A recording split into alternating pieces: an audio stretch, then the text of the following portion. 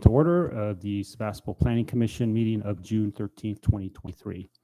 And ask for roll call, please. Thank you. Commissioner Ottinger? Present. Commissioner Burns? Here. And Commissioner Fritz is absent today. Vice Chair Fritz is absent today. Chair Fernandez? Here. Thank you very much. We have a quorum. And Commissioner Kelly is not here. Sorry. Okay. All right. Thank you. So we're going to switch to comments from the public on items that are not on tonight's agenda. So if you have anyone that would like to make comment, please come up to the podium.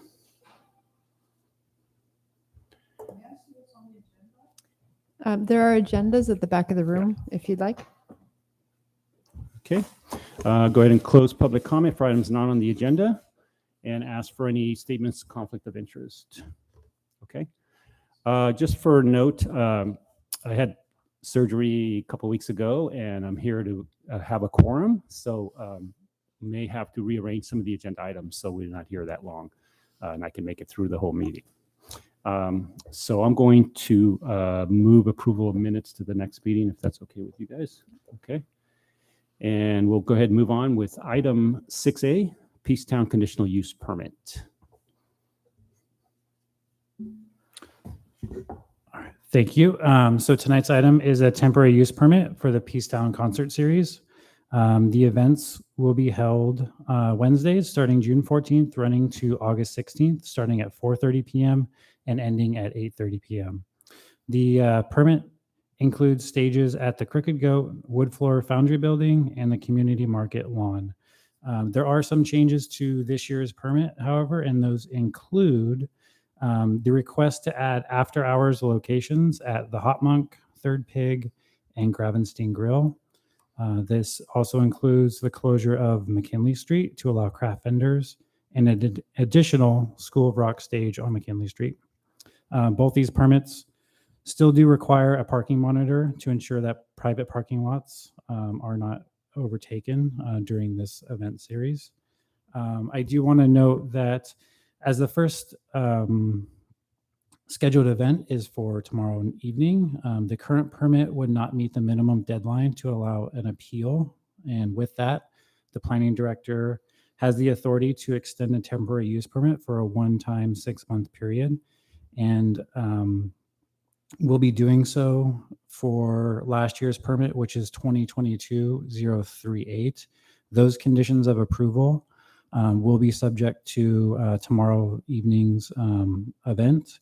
And for the conditions of approval for that permit, they are included in the staff report. So those have some conditions in there that include not allowing McKinley Street craft vendors and the additions of Hot Monk, Third Pig, and Gravenstein Grill for just this event tomorrow.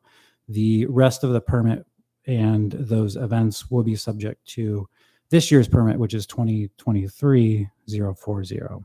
And those will be subject to the events, as I stated, starting on June 21st.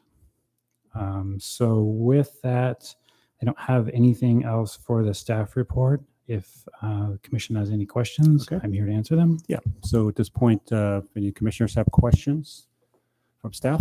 I can't hear anything. Can the mic go up a little? Can you turn the mics up a little bit? Thank you. Yeah, maybe bring it a little closer. Okay. So questions of staff? Okay. I just have my own question. So there was a recommendation to not close McKinley. And could you kind of just address that just for public information as to how that came about or why that recommendation is being made? Okay, so that is related to the Peacetown folks submitted their permit end of May. We got them to the very first hearing we could with appropriate public notice for a public hearing. That's tonight. There's a 7-day appeal period, so they have an event scheduled tomorrow night. So the only way that that could be approved was by my extending last year's event and all of the conditions of approval, because I don't have the authority to modify those conditions of approval. So tomorrow's event will need to adhere to last year's rules, which include not closing McKinley Street. Right. Yeah, I understand. Yeah. And then for the future events, they are requesting the closure. And so that is on your agenda tonight. Okay. Yeah. Just wanted to recommend. Okay. All right. So are the presenters here, applicants that want to say anything? If you want to go ahead and come up to the podium, please.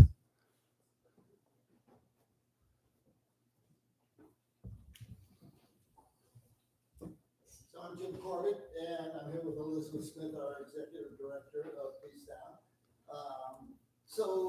Everything's going to be the same this year for this first week because we're getting the extension, as they said.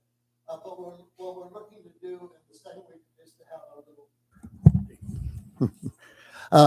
to have a vendors market there with local crafts and stuff. So we're excited about that.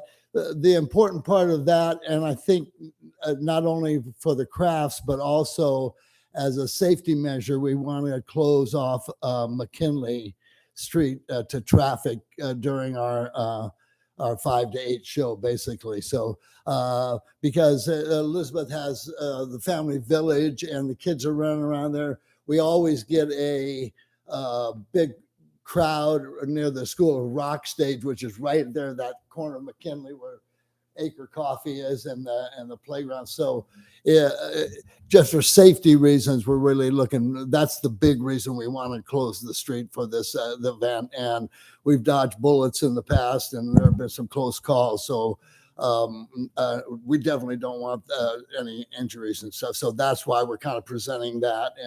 And I think the vendors add to the quality of what we're doing. And so. Yeah, and I think we'll add that we are not, once we found that out, that we might not be able to shut down the street, we planned for tomorrow to not include street closure. So it would go into effect next week if you approve it.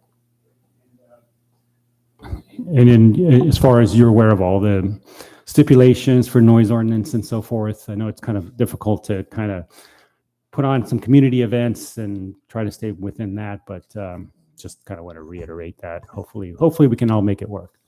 Wow. Yeah. Well, really appreciate the city kind of helping us out and stepping up because I think this is our 12th year and there is a little twinkling in the air about going back to eyes for our last three things of this season. So we may be doing that and you'll be the first to know. Okay. Yeah, no, it's been a great community event. So hopefully we can keep it going. Yeah. Thank you. Okay. And before you sit down, does any commissioners have questions of the applicants? Nope. Okay. All right. Thank you. All right. At this point, I will open up for public comment on this item. So if anyone wishing to make a public comment on this item, please go ahead and go up to the podium. Right. And so we do have, people both virtual and in the room. And so the way we do questions or public comments at this time is we'll take one person from the room, and then if there is someone from the public on the Zoom meeting, we'll just go back and forth. So if you do have a public comment and you're here tonight, if you could go and line up behind the podium, that would be great. And we'll get this going.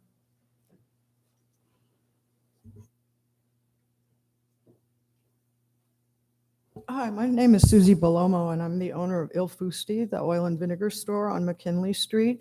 And my concern is what time McKinley Street is proposed to close to traffic, because it really would be difficult on my business because we are between the Oyster Restaurant and Endless Energy Crystals.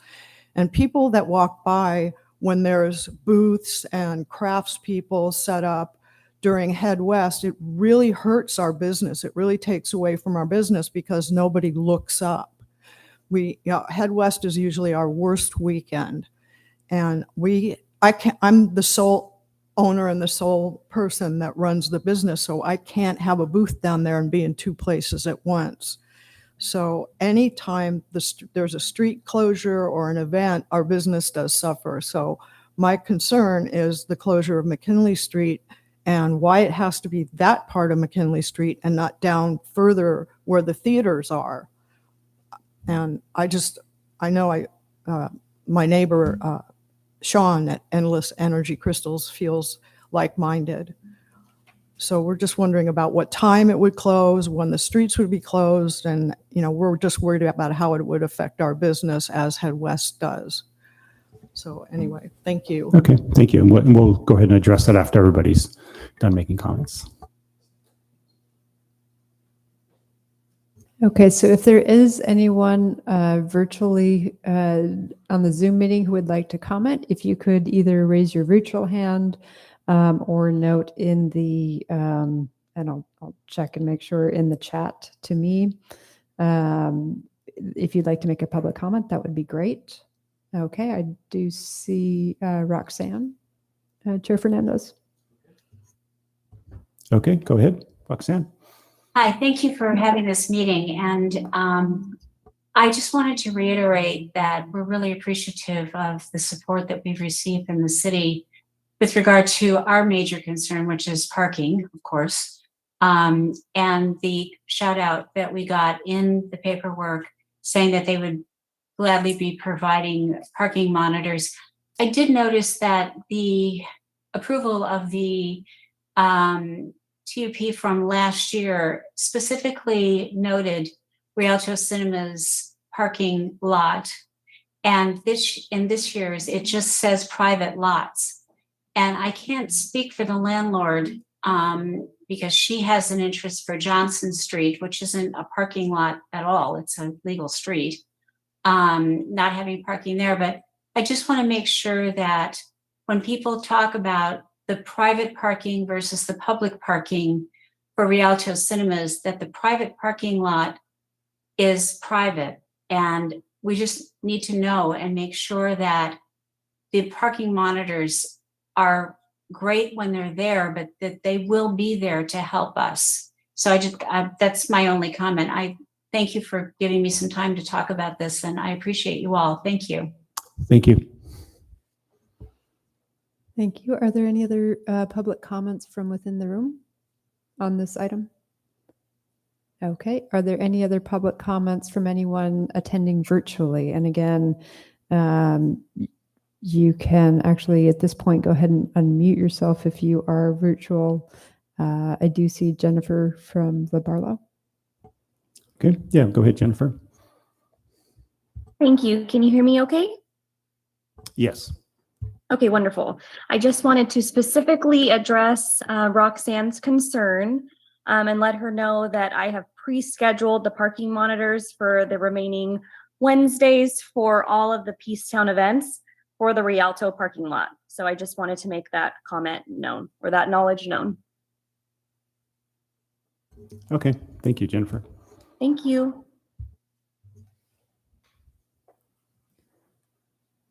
Okay, and I do not see any other public comments. John, actually, we did receive a couple prior to the meeting. If you could review those.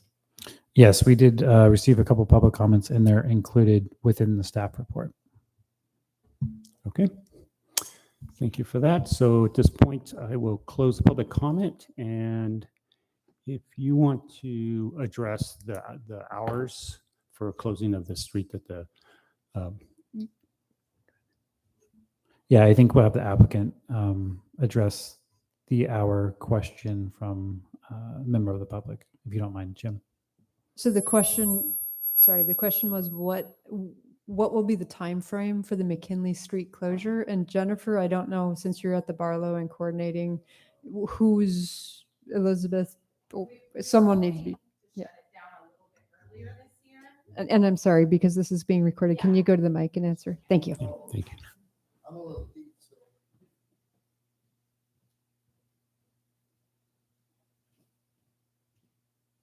Last year, I believe we shut it down at 3 o'clock. Is that correct, Jennifer? Yes, that's correct. And I think we were hoping to close it just a little bit earlier because what was happening is people would leave their cars and then we're trying to set up the kids area. And so there would still be cars there and people leaving with children playing. And I don't know how that changes the element with us closing McKinley, because we were only doing Pink Lady Lane, if I'm saying that road correctly. So I think the earliest or the latest would be 3 o'clock to give us ample time to set up. Okay, and Elizabeth, is are the vendors, when do they start? I know your concerts start at 5. We've been telling them 3:30. And the concerts actually start at 4:30. Mm-hmm. And then the street will stay closed until what time? The shows go until 7:30, so probably 8. Right, Jim? What do you think? So yeah, we would open the street basically at 7:45. 7:45. Okay. Right after the shows. Yeah, because you guys have the concert series, the time wise listed as 4:30 to 8:30. So you could go We put 4 to that in. 8:30. 4:30 to 8:30. I mean, you don't have to obviously go that long, but just so that you know that's the time. Thank you. Yeah. We added that extra time to give us time to clean up. Okay. Like the children's area, it takes time and Okay. getting everything picked up. Great. Yeah. Any follow-up questions? I don't have a question, but Here, wait, go ahead. Oh, yeah, now no one can hear me. Okay. It is a legitimate concern for the vendors.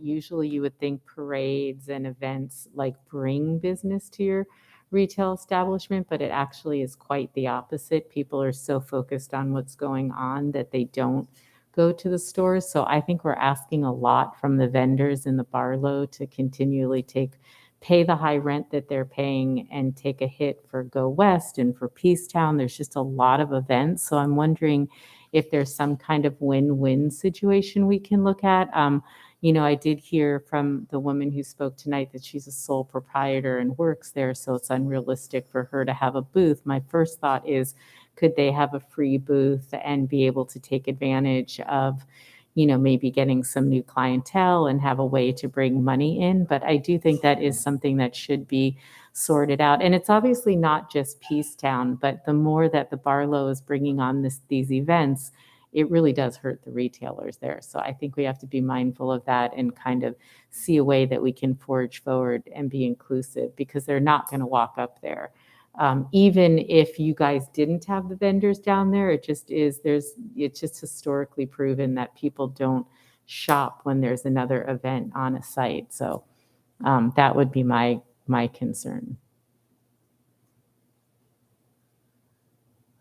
One of the things I think And Jim, I'm sorry, but you really need to go to the mic. No, Yeah. it's No, fine. it's but okay. You can go to the. You just need to go to the microphone Yeah, so just that 'cause we're people can being- hear you. Well, what is the question that you're? I mean, wanting just, me to address? it's more of a, can we hash this out and find some type of win-win situation where the merchants who are paying this exorbitant rent to be in the Barlow are also being able to, have sales during these events. So I don't know if it is, letting them have a free booth and maybe making it, I mean, I don't know the solution because, being, a sole proprietor, not having a team member, maybe somebody from Peacetown could offer to do a community booth for them and sell their work, some type of solution where we can make sure that there's not so much revenue loss for them so often. Because Wednesday night isn't, I don't know, I'm not in the Barlow, but usually the biggest retail night, but the weekends where Go West are probably where you. So one thing I hope, and I'm really glad I got to talk to you yesterday, because what we had hoped for when we did the Peacetown at the Barlow was that it would bring lots of people in, which it does, and that would help all the shop owners. But it clearly hasn't in your case, so we have a bunch more people there, but they don't want to walk around with some vinegar and oil on their hand while they're going around partying. So I'm really appreciating that. And we want to, you talked about where we put our vendors, and maybe if we put them at a different location a little farther up the street, like you suggested, that may help mitigate just your place being blocked out because you got actually a good location there. So anyway.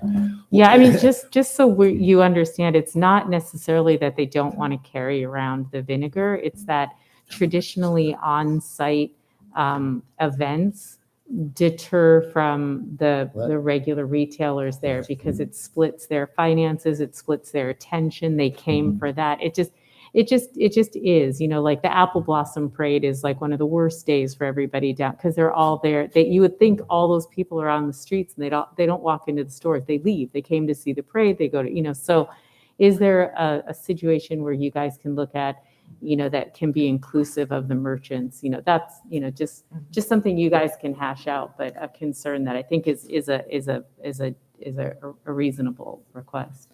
And I think that's been on our radar for sure to make this collaborative and make this work for everyone, Peacetown, the Barlow, the vendors, the storefronts. We want this to work for us to be able to continue to do the space there. I think our idea to close the street primarily, as Jim said, was a safety standpoint because we do have so many different stages and there have been just so many close calls. People think it's a festival. So they're walking in the middle of the street. People are drinking. They're driving. Oh, they're I totally hustling. get it. So I totally. I think I'm with that you. was I'm like, with you. I'm sure, with you. that was I the agree. primary focus. Well, they're not just going to close the street for that reason. We need to fill the street. So that's, I think, where that we were conceptualized that idea of a farmer's market and the artists and craft vendors. Certainly, I think having a booth out there and what that looks like. I mean, we want this to work. So I think that's a conversation we could have.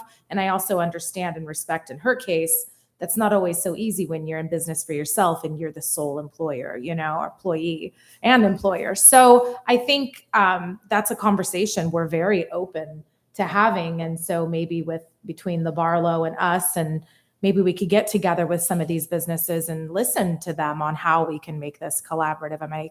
We're open to it. Definitely. I would definitely be happy to help you guys with that. Thank with you. Some ideas and suggestions. Thank you. Yeah, great. Thank you for that. Mhm. Okay, let's see. Any further comments, questions from Commissioner? Yes, I'll go ahead and ask or make a comment. Sure.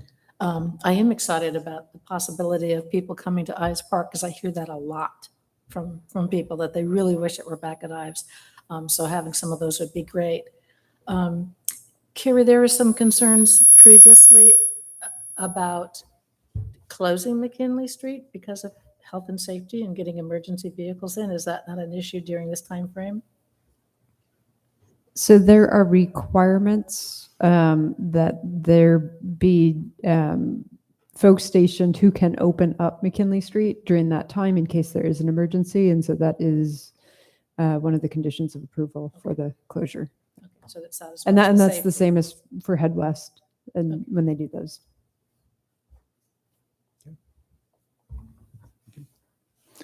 All right, with no further questions, looking for a motion. And just of note, Yeah. I know the Rialto did have a comment about it being, the parking monitor being specific to Rialto. I do know we changed it to private lots because if there are issues at other private lots, those need to be addressed as well. But I don't know if the commission wanted to consider, being specific that is, shall include the Rialto lot, since that Okay. is certainly was the concern last year. Okay, and where do you think we can add that in with the? Can I ask a question? Yeah, then? go ahead. Last year when we heard from the Rialto and there were the issues.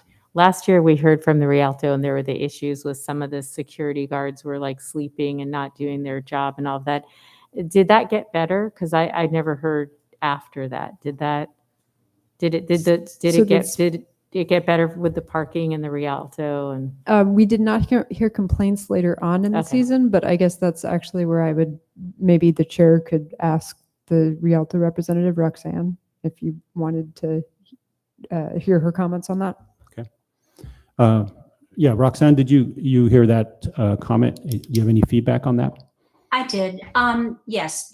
And Kari was really responsive, as was the Barlow. I think it all got ironed out pretty much. And, we're hoping that that would be a continued situation. Some of the parking monitors were really great. Some of them were not, but it all seemed in the end to work out. And we were happy about that. So yes, thank you. Yeah, and I know there was also discussion about signage, making it clear what's the private lot, because next door or not, next to those spaces is a public lot. Right, and the signage, the city has installed additional signage right at that break, and the Rialto has on the other side. So it's better signed now at this point where that split is between the two. Okay. So if you have the item where we could add specifically about where would that be?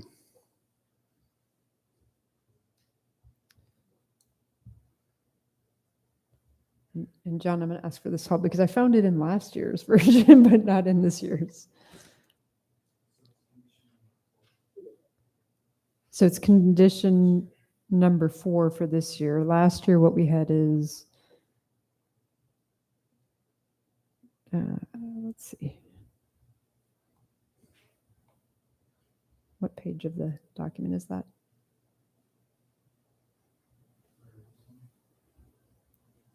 Oh, okay. Sorry, I found it. A professional security firm shall be present and monitor parking areas to ensure that public does not park in private lots, including the Rialto lot for the event is probably what I would suggest. Okay. Yeah.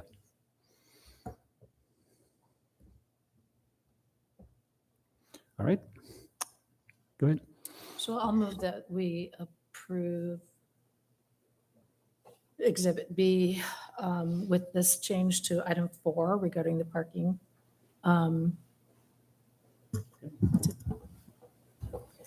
Excuse me? Okay. I will second that. Any further discussion?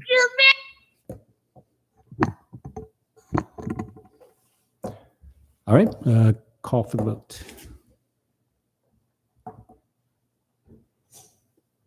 Go ahead. Commissioner Odger, Yes. Commissioner Burns, Yes. and Chair Fernandez. Aye. And that motion passes 3-0 with 1 absent. Okay. Great. Thank you. Good luck. Hope everything works out for you guys. Okay, moving on to item 6B, Woodstone Corners Planned Community Zoning Amendment and Use Permit. All right, thank you, Chair. So this item is for a zoning text amendment for the Planning Commission to recommend to City Council in adopting the zoning amendment or use text amendment to the use permit for the planned community at 1171 Gravenstein Highway South. This would allow for ground floor units to be converted from commercial to residential spaces. This amendment would satisfy the use permit requirement to allow 100% residential within a commercially zoned parcel. This amendment would also be applicable through the conditions of approval to all units within the Woodstone Corners complex. This amendment also does not include any exterior changes to the building and would only include minor interior tenant improvements to convert those spaces into residential spaces. The site provides 17 parking spaces and also includes 7 on-street parking stalls, which would overpark the project if it were all to convert to residentially zoned or residential spaces on the ground floor. With that, I don't have anything else to include in the staff report. We did not receive any public comments for this item, and I would be happy to answer any questions. If not, we can pass it on to the applicant. Any questions of staff? Yes, go ahead. Yeah, I had asked Carrie earlier if, I'm the owner of the property, so if you have any questions, direct to me, I'd like to answer. Yeah, we'll get there to that. Thank you. I was just wondering whether it's okay to ask for ask that the residents, even of all these other buildings, do not have short-term rentals in the new residential units that are created. Is that something that we should be looking into? Can you repeat that question? So the question is, would it be appropriate to consider not allowing short-term rentals in these new residential units that could be created? So vacation rentals. And I did ask the applicant, and so he can answer that. He did say that would indicate that would not be an issue for them. So that is something that we could consider. Yes, absolutely. Yeah. And that would be, if they did have that, it would be non-owner occupied or Yes, it would be considered an unhosted. rental Right. anyway, which would require a conditional use permit approved by the planning commission. But because this, the development requires a conditional use permit, you can place reasonable and related conditions onto the project as part of your approval tonight. Thank you. Okay. Any questions? All right. So we're just asked for the applicants. Anyone wants to make any comments, please come up to the podium. For the applicants, yeah. Yes, we'll get to public comments. Yeah, thank you. Good evening. I'm Greg Dable, Commissioners. I own the property, just one of the 6 units at Woodstone. So I'm not representing the other 5, but I can tell you that the Woodstone Corners is an HOA, and we had a meeting, and they voted unanimously to support what we're bringing to you this evening. It was the staff that suggested the amendment would apply to all units. So I initially started just to convert or ask for conversion of mine. But all of the owners are open to that. I can't speak to whether they're all open to a vacation rental. That wasn't on my radar at all. It's just that there's so much office space in town. On Craigslist this afternoon, I saw 28 offices for rent the same size as mine. And it took me months and months to re-rent when I had a turnover. And I know you need housing. So the idea was just to be able to have the option of converting it to a residence, long-term residence, not a VBR or a VRBO, whatever you call them. So it just made a lot of sense it fit the master plan, and I'm not going to convert it for a year because the lease that I have now doesn't expire for a year, but the process here is long, so I thought I'd get a head start. But I'm open to any questions. Okay. I have one. As far as the integration of living unit and possible office unit, I'm familiar with the sites, but not as far as how's the noise from one area to the other. I know it's usually just daytime, right? That's if there's any business there would be conducted, and it's they're like office. tax accountants and 8 to 5 offices. Yeah. Okay. Tree Pro is one of the tree service, but it's their office space. All of the upstairs units are residential already. They're completely separate from the downstairs unit. Each owner owns up and down, up and down, up and down. And they have different addresses, different utilities, separate everything, separate entrances. They're already separated. So the conversion of a downstairs unit would be pretty easy, very easy. I mean, I've got access underneath to put plumbing and wiring in for a kitchen. There's already bathrooms, so it kind of makes sense to me. That's why I'm looking at that as an option in the future. Okay. I have one, Patrick Slater, architect for the project. I have one additional comment just related to what the planning director noted about changes to the building. And it would largely be tenant improvement, interior only, with the small caveat of a potential of a change of a window in order to meet code egress requirements for a residence. I haven't surveyed all the buildings precisely, but where the bedrooms would logically lay out, I know in the application address, it's possible to meet the code without any exterior changes, but it would be installing a window with a lower sill. or something like that. A very, very modest change to the outside, potentially, if these would go on. So I think that's the only reason that anything on the exterior would need to change at all. Okay. And I assume that once the changes are made, that the intent is not to be able to convert them back to commercial someday in the future. I mean, it's hard to imagine that we would need that, but is it, because if you're adding kitchens and so forth, does that mean that then it just becomes permanently? I believe that the way that the staff report is written, and you know Go what to for do it. if I'm wrong, is that if an owner wanted to go back to commercial use, that would continue to be an allowed use the way that this is written. So what it's doing is opening up the option to become either residential or commercial. And in this climate, I can't believe that any property owner there, once converted to residential, would ever want to reconvert it to office space. But it is in a commercial zone. It's in a logically office space type of location within the city. So I think that would be reasonable. Okay. Right. And I can confirm that is the intent of the zoning amendment, that it Yeah. could be flexible. It Yeah. could be either, because it's, the current use is suitable. Yeah. The residential use is suitable. And I can also note that the exterior, thank you, Patrick, for bringing that up. Our intent and was to make sure that like patios and interior, additional exterior space wasn't then captured and rearranged that would potentially impact the commercial space and things like that. Okay. Great. Any other questions? I guess I do have a question. I'm sorry, I'm not sure I heard this right, but did you say the upstairs is currently being rented out to residents and the downstairs is commercial? So There are 6 parcels. I Okay. own one. okay, Each one is a residential upstairs and small office Okay. downstairs. perfect. Separate entrances, separate addresses already.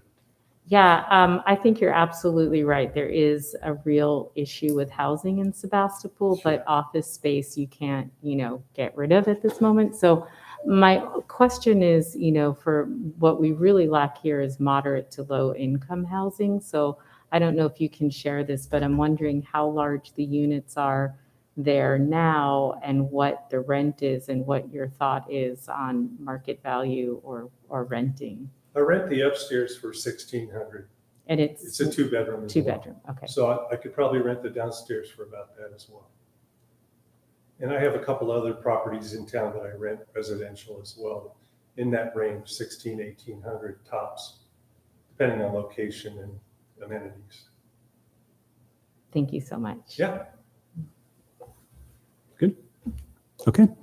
Great. Thank you. And may ask some other additional follow-up questions, but at this point, I'm going to go ahead and bring it back and open up for public comment.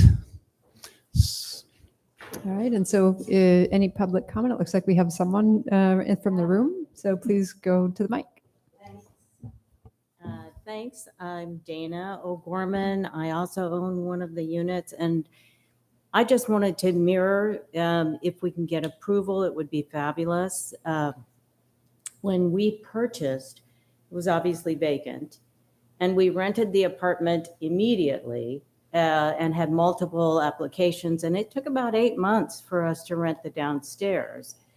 So with the housing needs the way they are, I'm just in full support if we get approval. Okay. Okay. Thank you. Thank you. We have not received any public comments outside of this meeting, and I don't see anyone online who wants to comment. Okay. So go ahead and close public comment and bring it back to commission for any discussion or further questions. I just, to make sure I understood, there's 6 different owners, is that correct? Six. So this isn't necessarily every owner is wanting to do this, but okay. But the operating use would be that all of them could potentially, if they want to. That's the way the staff report is written. And yes, it is 6 different parcels in 3 different buildings. And it was approved as a planned unit development, a PUD. And so you have 3 buildings, and so there's 2 parcels within each building. Each parcel is a downstairs and an upstairs. And each of the 6, as I understand it, have different owners. The applicant owns 1. Gotcha. But this would be for everybody, all 6 different owners to have the ability to do this, or would they have to all come individually? So the staff report is written, it was proposed as one That's address. what I read in the Yes, staff and then report, the but staff then- report in the conditions would allow the other owners the ability to do the same conversion if they wanted to, without having to go through the same process Okay, again. that's So what I it's thought, just yeah. kind of streamlining the process, so it's not as difficult for them to go through as well. Okay. Yeah, I mean, that makes sense to me. We're always talking about creating additional living spaces and trying to use low-hanging fruit, so to speak. And this is one of those ideas that I think deserves support and a way to be able to convert something pretty quickly. So, and still have it, integrated with that. So I'm definitely in favor of that, and I would motion for approval. Just one bit of discussion. Yes. Um, Oh, wait, we have a second first before discussion. Motion, I made motion to approve, and we need Oh, a I second. thought, did you want Okay, to? well, I'll second it. Okay, and now we can And open we for can have discussion. discussion? Yes. Great. Sorry, I thought Kathy So said Carrie, she would had it be a something. given that they couldn't rent it as a short-term rental, or do we need to put that within this document? It would just have to go by the rules of whatever are in place now, right? Correct. So for multifamily, which this would be considered, because then you'd have potential for one residential and one residential. And actually, this would apply to the upper floor residentials as well. It would be considered a non-hosted rental, which would require a conditional use permit from the Planning Commission. Okay. So it is possible they would have to go through that process. And as you all know, it's highly unlikely to either get staff support or commission approval for such an unhosted rental in the current climate. Yeah. And, I would rather not have that as a stipulation, because we already have that, and they can always come and we can make that decision at the time. Who knows when that's asked? Maybe it does make sense. Right. Yeah. Because it's one parcel and 2 residences, I wanted to make sure that the upstairs resident wasn't going to be considered a host. That's the only thing I wanted to make sure. Okay. Yeah, when we had our discussions on non-hosted rentals a while back, the commission interpreted, and we have been using that interpretation, that multifamily, each unit needs to have a host within that unit for it to be considered a hosted rental. Otherwise, it's a non-hosted rental. Yeah. Good question. I'll make sure. Yeah. Okay. We have motion and a second. If there's no further discussion, I will call for the vote. Okay, Commissioner Burns, Yes. Commissioner Ottinger, Yes. and Chair Fernandez. Aye. Okay, so this motion passes. And what this is, just to be clear, this is a resolution, which is in the packet, which recommends that City Council adopt this zoning amendment. They are the only folks who can do that. And so we will let you know when that is scheduled, but we do have it on the forward calendar. We can get that to you tomorrow when we've requested it to be on the agenda. It's basically, I think, right after. It cannot be on the consent calendar because it requires the same public hearing at that level. And I believe it's the second meeting in July, just because they are going to be starting budget discussions, and then they do not have a meeting on July 4th for obvious reasons. So that would be the date that we have requested. So maybe would it be more accurate to, it's not a motion necessarily for approval, it's just recommendation to To City Council adopt the resolution. to adopt the Yeah, resolution. which is in itself a recommendation to Okay, City so Council, do we yes. need to read? So if you wanted to redo that motion. Yeah, that I would think it be might great. make sense to do that. Okay. So I will make a motion to, Adopt the resolution recommending the City Council approve the zoning text. okay. And can we have a second? We'll second that. Okay. And I'll go ahead and And call the for the vote. vote, Commissioner Burns, Yes. Commissioner Ottinger, Yes. Chair Fernandez. Aye. All right, Great. the motion passes unanimously. Thank you very much for correcting my oversight. No problem. I'm just curious for the other owners because of the, red tape through the city, since they don't need to go through the process with us if this passes, can they also have the same stipulation once it goes through city council, or would it be more beneficial for them to apply now so when it goes to city council, they're on the docket too? So they will automatically be on the docket Okay. because the recommendation is that the zoning text amendment cover the full Okay. development. Yeah, yeah, and that's, I think your neighbors will probably thank you Yeah. for being the guinea pig on this one, but we just felt like it made sense to, if it's appropriate for one at this site, Yeah, okay. then it's Just wanted appropriate to for make all. sure that they don't have to go through more hoops. Well, I appreciate the support from staff. You've been very encouraging. Okay. Thanks. Thank you. Thank you. Okay, so I'm going to recommend item 7A be postponed for another meeting, which was the Commission Rules Update Resolution. That's okay with you and the commissioners, and move on to 7B. Thank you, Commissioners and Chair Fernandez. And we do have Mario Landeras, our contract city engineer, here tonight, but I will kick us off with a brief staff report, and he is here to answer questions as well as myself.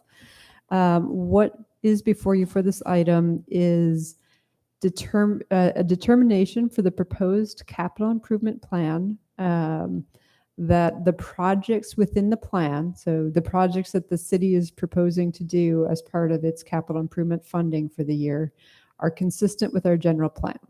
And so this is a determination that we make every year around this time in June. And the reason is, under California state law, you cannot approve to fund a project that is, as a city, that is not consistent with your general plan. So it's a pretty easy kind of a thing. Many of the projects are very similar to last year. They'll either be phases or they're carryovers, like the AmeriCorps project has been bid, that trail project, and the Ives Park Pathway, the first segment has been bid and will be under construction, but we're actually applying for a grant to do the other two segments of it, and so that is considered a capital improvement project. So what we presented you with is the draft capital improvement plan, which is going to be discussed by council starting next Tuesday. That's the big document with all the color pages listing all of the projects the city is proposing for this next year.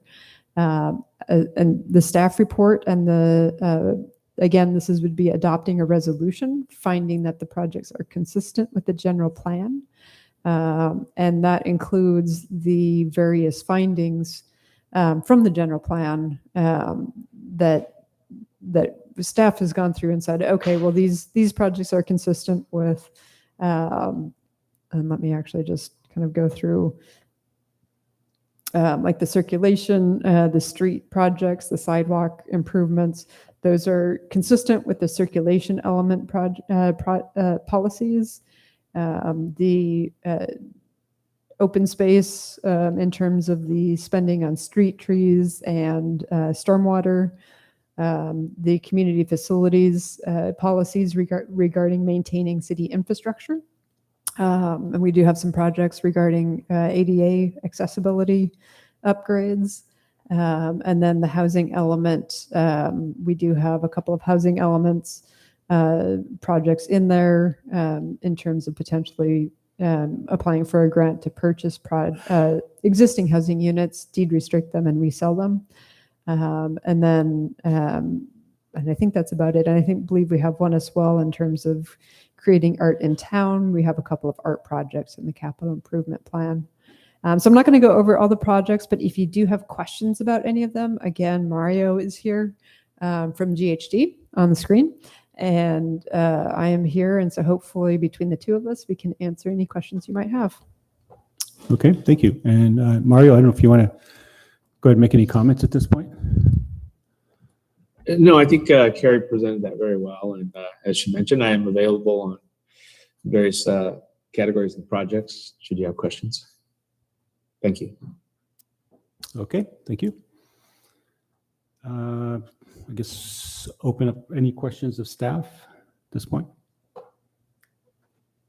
It's sort of like the rodeo you've done in the past 3 years. So, if there are actual project questions for projects that you might have questions about, we can take those as well, in addition to the general plan consistency. Yeah, I think general plan consistency is pretty clear. It's just so confusing.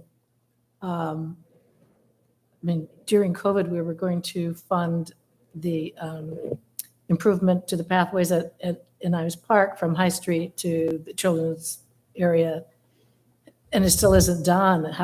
Will it ever be done? That money is still sitting there waiting to do it, or have we lost that?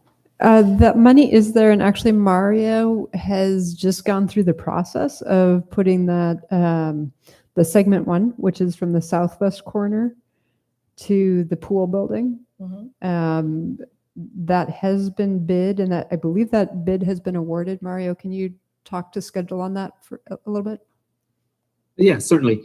Yes, that is correct. We did bid that first segment, and it was awarded to Piazza Construction. They have done some work recently in Sebastopol. And in fact, they are doing a much larger utility project this year. But yes, they have been awarded that. We're right now in the process of contract review, and expectation is that we will be issuing a notice to proceed probably within a week to 10 days. Oh, exciting. That will be happening. Yes. Right. And then for the segment 2 and 3, so the rest of it, I'm actually, and Mario's been helping as well, working with the grant writer that the city hired to submit a recreational trail grant application, which is due on Friday, I believe, of this week, which would fund 88% of the rest of the trail. So it would fund, I believe, the total cost for the estimated cost based on what we just opened, what we just bid, because that's about as accurate across as you can get, is what people actually bid, is about $210,000. So the city's share for that would be about $25,200, I think, is what it was. And then if we get the state grant, it would cover the rest of it. So. Okay. So we are applying for that. I do know that council members have comment about the state of that, as well as the planning commission. So everyone is aware of that. But obviously, if we can get additional funding, that helps maintain our funds. In the capital improvement plan, we are looking at the project costs for the AmeriCorps Trail and the Ives Park and some of the other that our park improvement fund, which is the development impact fees, would be close to zero at the end of this fiscal year.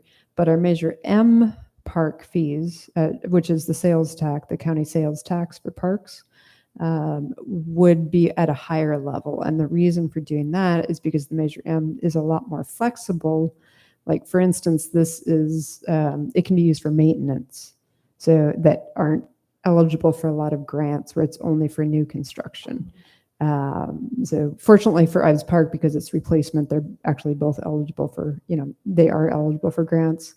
But just in terms of park funding, I do know we'll be getting development impact fees, and I've been projecting that out from like the Woodmark. When they finish their project, their fees will be due and things like that. So. Thank you. Obviously you can't repeat all that. I didn't hear anything. I got there was a grant for a path.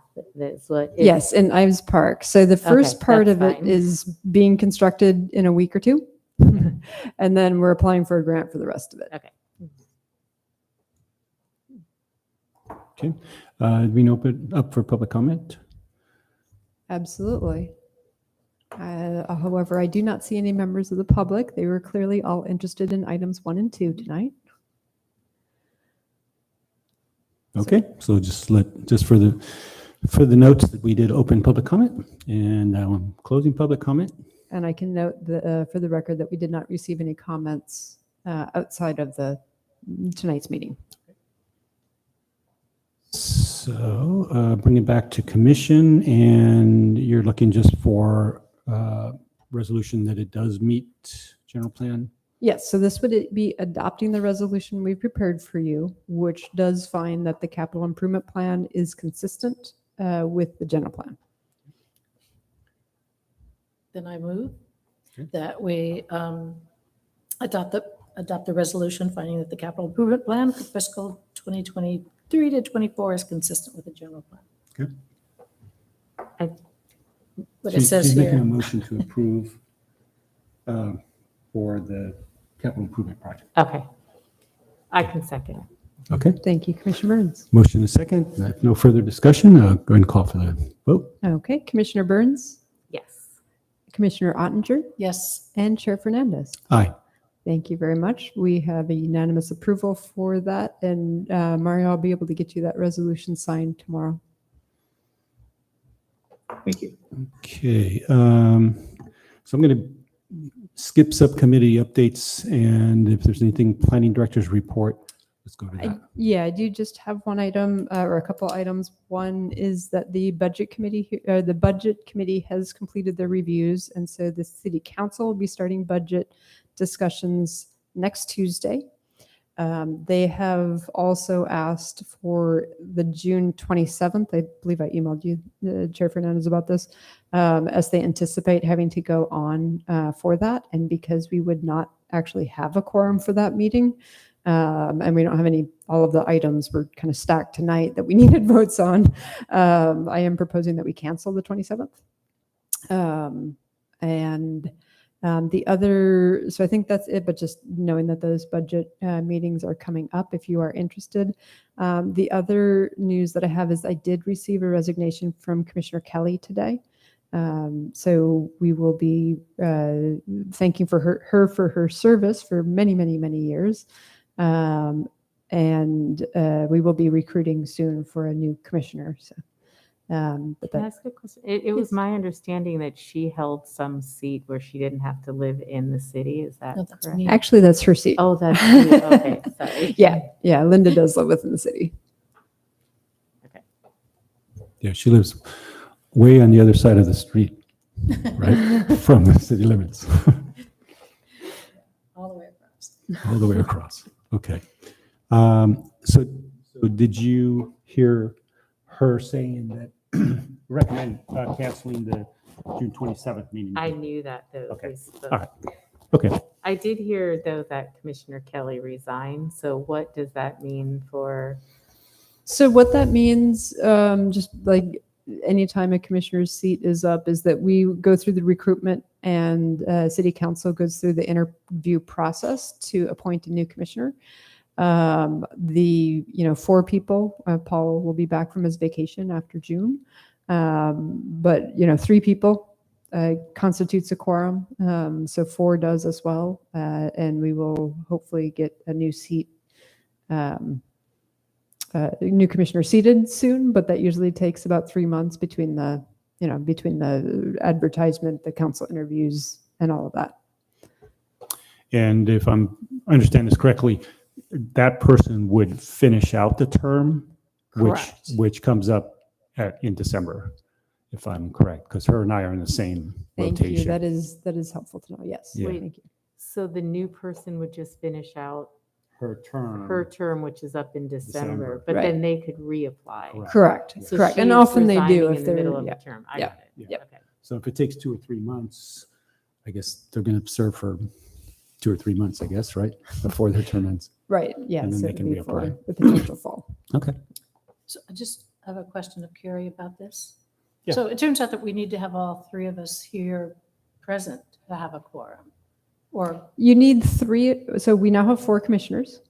We do need to have a quorum present, which would still be 3. Yes. okay, that's. It would still be that's 3. what I Yep. thought. Yep. And In I'd person. imagine myself being here alone with everyone else. on No. Zoom. And I thought we all had. It to would be still be at least 3 of at us. least 3 in But person. even since I'm disabled, because I really can't hear anything you guys are saying. Yeah, I'm I'm so like, sorry. okay, these things seems easy. I'm getting enough. Right. Like I can't be at home and be considered part of the quorum.